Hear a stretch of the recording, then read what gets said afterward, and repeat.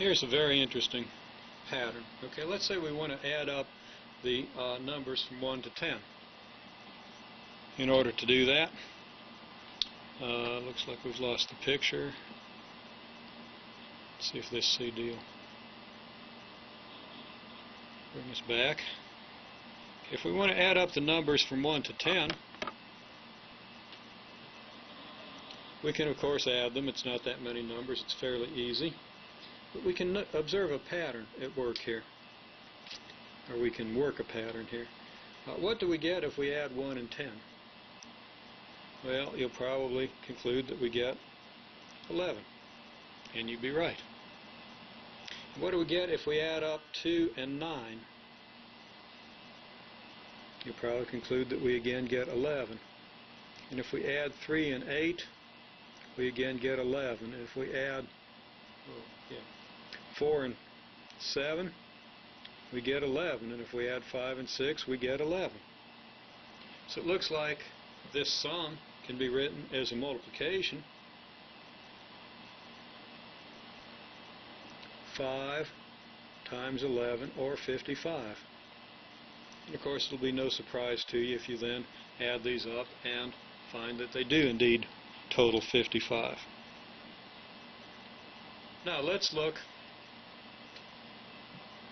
at what would happen if we added the numbers 1, 2, 3, and keep going.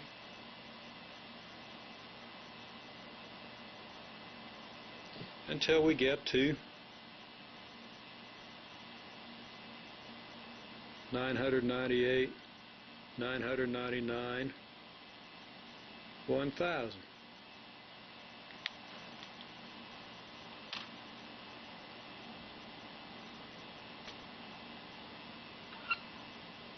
How are we going to add up that sequence?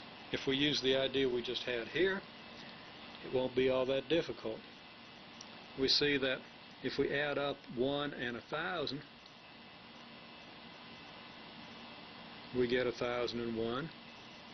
2 added to 999 is 1001. 3 added to 998 is 1001, etc. The only question then becomes, how many of these 1001s do we have? Well, the numbers go from 1 to 1000. There are 1000 of them. We're putting them in pairs, so we're going to have 500 pairs.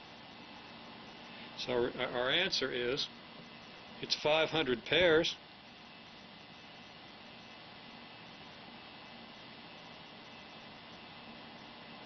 Each totals